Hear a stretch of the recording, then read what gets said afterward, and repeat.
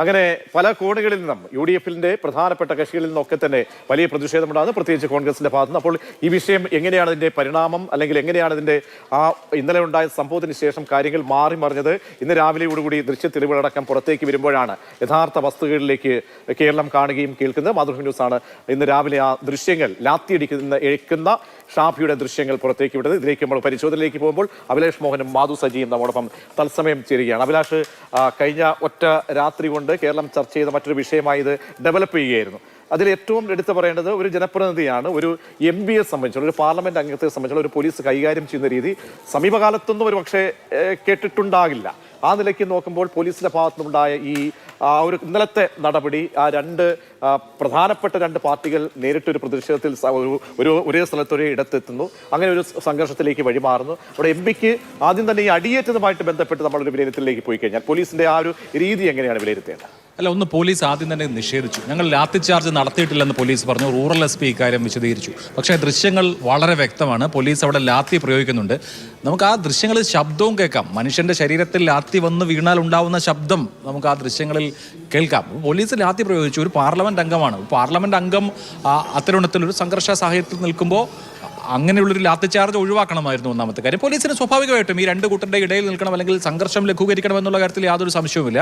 പക്ഷേ ആ ദൃശ്യങ്ങളിൽ നിന്ന് വ്യക്തമാവുന്നത് മുഖത്ത് അടികൊണ്ടിട്ടുണ്ട് എന്നാണ്. അപ്പോൾ മുഖത്ത് അടികൊള്ളുന്ന വിധത്തിലുള്ളൊരു പോലീസ് ആക്ഷൻ അവിടെ ഉണ്ടായിട്ടുണ്ട് എന്നുള്ളത് വ്യക്തമാണ്. പിന്നെ അത് പോലീസ് നിഷേധിച്ചു എന്ന് മാത്രമല്ല, ഭരണകക്ഷി നേതാക്കൾ വരെ, സാധാരണ സൈബർ അണികളല്ല, ഭരണകക്ഷി നേതാക്കൾ വരെ, മന്ത്രിമാർ വരെ ഇതൊരു നാടകമാണ്, ഡ്രാമയാണ്, ഷോ ആണ് എന്ന് വരുത്തി തീർക്കാൻ ശ്രമിച്ചു. മഷിക്കുപ്പിയുടെ പടങ്ങൾ പലരും പോസ്റ്റ് ചെയ്തു.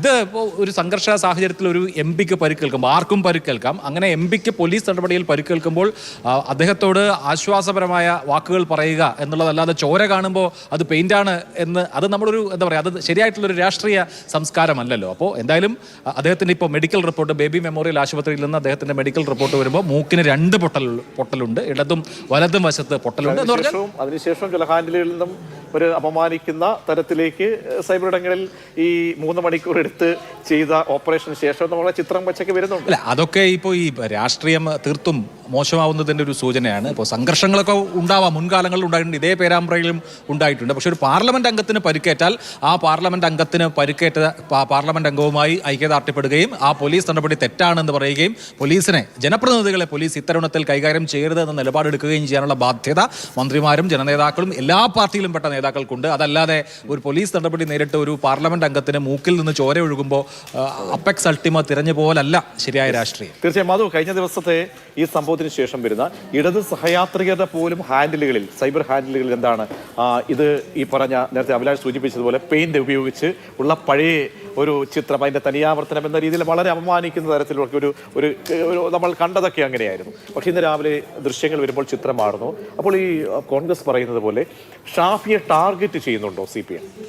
ഇപ്പോൾ അഭിലാഷ് പറഞ്ഞതുപോലെ മനുഷ്യൻ്റെ ശരീരത്തിൽ ലാത്തി വീഴുമ്പോൾ ഉണ്ടാകുന്നൊരു ശബ്ദം നമ്മൾ ഇതിനു മുമ്പും കേട്ടിട്ടുണ്ട്. രക്ഷാപ്രവർത്തനം നടത്തുന്ന സമയത്ത് ആലപ്പുഴയിലടക്കം മുഖ്യമന്ത്രിയുടെ ഗൺമാന്മാർ ഇറങ്ങി ലാത്തി വീശുമ്പോഴും അത് സത്യം പറഞ്ഞാൽ ജനാധിപത്യത്തിൽ വിശ്വസിക്കുന്ന മനുഷ്യൻ്റെ സ്വന്തം ശരീരത്തിൽ വീഴുന്നത് പോലെ പൊള്ളും. ആ ദൃശ്യങ്ങൾ കാണാത്ത, ആ ദൃശ്യങ്ങൾ കണ്ടു കിട്ടിയിട്ടില്ലാത്ത ഒരേ ഒരു വിഭാഗം മനുഷ്യരെ ഇവിടെയുള്ളൂ, അത് കേരള പോലീസാണ്. ആ ദൃശ്യങ്ങൾ കിട്ടിയിട്ടില്ല എന്നവർ കോടതിയിൽ പോയി പറഞ്ഞു. ഈ നാട്ടിലുള്ള ചാനലുകൾ മുഴുവൻ, പത്രങ്ങൾ മുഴുവൻ സൈബർ ഇടങ്ങളിലും പ്രചരിച്ച ആ ദൃശ്യം പക്ഷേ കേരള പോലീസിനെ കാണാൻ കഴിയില്ല. അതേ കണ്ടുകൊണ്ടാണ് കേരള പോലീസ് അവിടെ മർദ്ദനം ഉണ്ടായിട്ടില്ല എന്നതും പറഞ്ഞത്. ഷാഫിയുടെ ഷോയാണ്, ഷോഫിക്കയാണ്. ഷാഫിയുടെ ഷോ ഇന്ന് ഉണ്ടാകുമെന്ന് ഞങ്ങൾക്കറിയാമായിരുന്നു. അതുകൊണ്ട് ഇടതുപക്ഷത്തുള്ള പ്രവർത്തകരോട് ഞങ്ങൾ അവിടുന്ന് മാറി നിൽക്കാൻ പറഞ്ഞിരുന്നു. തുടങ്ങിയ കാര്യങ്ങളൊക്കെ ഈ പറയുന്ന ഇടങ്ങളിൽ പറയുന്നുണ്ട്.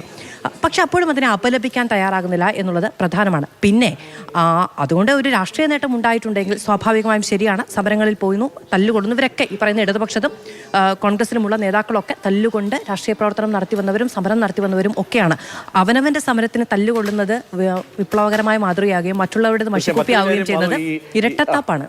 ഈ വിഷയം, അതായത് ശബരിമലയുമായി ബന്ധപ്പെട്ട ഒരു വിഷയത്തിന് വേണ്ടിയാണ് ഇറങ്ങുന്നത്. അപ്പോൾ ആ വിഷയം ഡൈവേർട്ട് ചെയ്ത ഒരു ഷാഫിയിലേക്ക് അങ്ങനെ ഒരു പോയിട്ടുണ്ടോ? അല്ല, അതുകൊണ്ട് ഇപ്പോൾ ശരിയാണ്, തല്ലുകൊണ്ടു എന്ന് പറയുന്നത് ശരിയാണ്. പക്ഷെ അതിന്റെ രാഷ്ട്രീയം വലിയ ഷാഫിക്ക് തന്നെയാണ് ഉണ്ടാവുക എന്നുള്ളതിൽ സംശയമൊന്നുമില്ല. നമുക്ക് ഓർമ്മയുണ്ട്, വടകരങ്ങാടിയിൽ വെച്ചൊരു പ്രശ്നം ഉണ്ടായപ്പോൾ അന്ന് രാത്രി നേരത്തെ കൂട്ടി നിശ്ചയിച്ചതാണെങ്കിൽ പോലും ആ നൈറ്റ് മാർച്ച് UDF-ന്റെ മുഴുവൻ ഒരു ഐക്യപ്രഖ്യാപനമായിരുന്നു ഷാഫി പറമ്പിലിന് നേരെ. ഇപ്പോഴും സമാനമായ രീതിയിൽ കേരളത്തിലെ വേറെ ഏത് നേതാവിന് ഇത്രയധികം പിന്തുണ സ്വന്തം പാർട്ടിയിൽ നിന്ന് കിട്ടും എന്നുള്ളത്.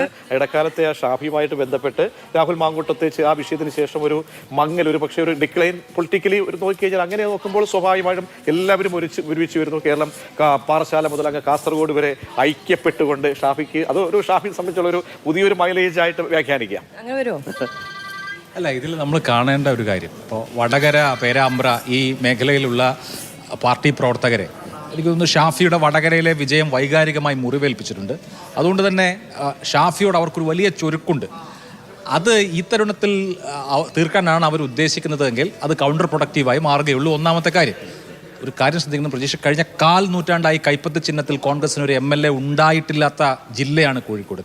2001 അവസാനമായി ഒരു കോൺഗ്രസ്സുകാരൻ കോഴിക്കോട് ജില്ലയിൽ നിന്ന് ജയിക്കുന്നതെന്ന് ആലോചിക്കണം. കോൺഗ്രസ് പാർട്ടി അത്രമേൽ കഴിഞ്ഞ നമ്മുടെ ഈ പുതിയ നൂറ്റാണ്ടിൽ പ്രതിസന്ധി നേരിടുന്ന ഒരു ജില്ലയിൽ ഷാഫി പറമ്പിൽ പോലെ ഒരാൾ, അയാൾ പാർലമെന്റിൽ നമുക്കറിയാം 2009 മുതൽ മുല്ലപ്പള്ളി രാമചന്ദ്രൻ ജയിച്ചു വരുന്ന ഒരു കോൺസ്റ്റിറ്റ്യുവൻസിയാണ്. അവിടെ പാർലമെന്റിൽ വലിയ വിജയം നേടുന്നു. അത് വൈകാരികമായി മുറിവേൽപ്പിച്ചിട്ടുണ്ട് CPM പ്രവർത്തകരെ എന്ന് തോന്നുന്നു. ഷാഫിക്ക് ഈ സമീപകാലത്ത് വന്ന ഏറ്റവും വലിയ പ്രതിസന്ധി രാഹുൽ മാങ്കൂട്ടവുമായി ബന്ധപ്പെട്ട് ഉയർന്ന ഒരു വിവാദമാണ്. അത് ഷാഫിയുടെ ഒരു എന്താ പറയുക, ആ ഒരു ഗരിമയൊന്ന് കുറച്ച ഘട്ടത്തിലാണ് വടകരയിൽ വെച്ച് ഷാഫിയെ തടയുന്ന CPM പ്രവർത്തകരുടെ നടപടി ഉണ്ടായത്. തുടർന്ന് ഷാഫി റോഡിൽ ഇറങ്ങി പ്രവർത്തകരോട് സംസാരിച്ചു.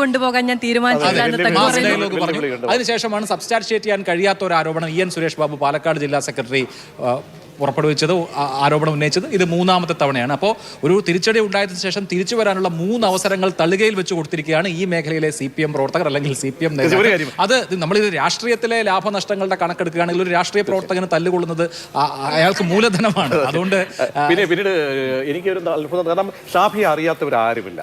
ആ പോലീസുകാരനെ സംബന്ധിച്ചോളം പോലീസുകാർക്ക് അറിയാമല്ലോ. കാരണം പക്ഷേ പിന്നെ ഒരു നമ്മൾ പറയുമ്പോൾ അവിടെ ഒരു വലിയൊരു അത്രത്തോളം ബാഹുല്യം ഉണ്ടായിരുന്നു. നോക്കി അടിച്ചതൊന്നും ആവണമെന്നില്ല. പക്ഷെ ഒരു പാർലമെന്റ് അംഗം അവിടെ ഉള്ളപ്പോൾ സ്വീകരിക്കേണ്ട ഒരു റെസ്ട്രെയിന്റ് പോലീസിന്റെ ഭാഗത്ത് ഉണ്ടാവണമെന്ന്. പിന്നെ പേരാമ്പ്രയിൽ ഇന്നലെ വൈകുന്നേരം മുതൽ നടന്നത് 2 ഭാഗത്തു നിന്നും പ്രകടനങ്ങൾ വരുന്നു, വൈകാരിക വിക്ഷുബ്ധത ഉണ്ടാകുന്നു.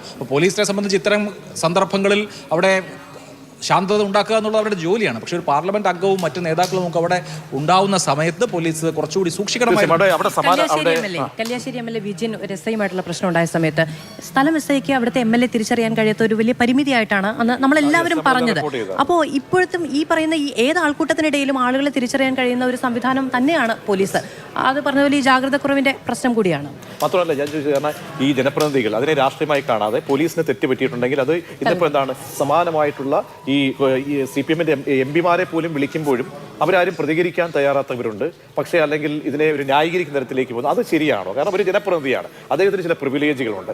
ആ നിലയ്ക്കൊക്കെ നോക്കുമ്പോൾ ഇതിനെ ഒരു ആ രീതിയിൽ കൂടി അഡ്രസ് ചെയ്യണമായിരുന്നല്ലോ. വി വസീഫ് ഇന്ന് മാധ്യമങ്ങളെ കണ്ടപ്പോൾ പറഞ്ഞത് രാഹുൽ മാങ്കൂട്ടത്തിന് കളമൊരുക്കി കൊടുക്കാൻ ഷാഫി തയ്യാറാക്കിയ നാടകമാണ് ഇത് എന്നുള്ളതാണ്. രാഹുൽ മാങ്കൂട്ടത്തിന് വീണ്ടും പബ്ലിക്കിൽ വരാൻ, കൂടുതൽ ആധികാരികമായി സംസാരിക്കാൻ, കോൺഗ്രസിന് വേണ്ടി സംസാരിക്കാൻ, ഷാഫിക്ക് വേണ്ടി സംസാരിക്കാനുള്ള കളമൊരുക്കി കൊടുക്കാനുള്ള കാര്യമാണ്. ഇവരൊക്കെ സമരത്തിന് പോകുമ്പോൾ ഇങ്ങനെയാണോ ആ സമരങ്ങളെയും ഇങ്ങനെയാണോ പോലീസ് നടപടികളെയും കാണുന്നത് എന്നുള്ളതാണ്. തീർച്ചയായും എന്തായാലും ഇത് ഇപ്പോൾ MPമാർക്ക് ഇപ്പം 2001 മുത്തങ്ങ സമരത്തെ തുടർന്നാണ് അന്ന് പല CPM നേതാക്കൾക്ക് മർദ്ദനമുണ്ട്. അന്ന് പാലക്കാട് MP ആയിരുന്ന NN കൃഷ്ണദാസിന്റെ ചോരയിൽ കുളിച്ച രൂപമുണ്ട്. അന്ന് ഈ ശിവദാസ മേനോന്റെ ചോര എടുത്തു എന്നൊക്കെ വിവാദങ്ങളൊക്കെ വന്ന് പത്രങ്ങൾക്കെതിരെയൊക്കെ വലിയ വിമർശനവും അങ്ങനെ ചെയ്തു എന്നൊക്കെ പറയും. വാട്ടവർ പാർലമെന്റ് അംഗമാവട്ടെ, നിയമസഭാ അംഗമാവട്ടെ, ജനപ്രതിനിധികൾ ഒരു സംഘർഷ സാഹചര്യത്തിൽ മർദ്ദനമേൽക്കുക എന്ന് പറയുന്നത് അത് ജനാധിപത്യത്തിന് തന്നെ ഏൽക്കുന്ന മർദ്ദനമായിട്ട് നമ്മൾ കാണേണ്ടി വരും. തീർച്ചയായും ആ രീതിയിൽ നമ്മൾ അതിനെ കാണേണ്ടി വരും.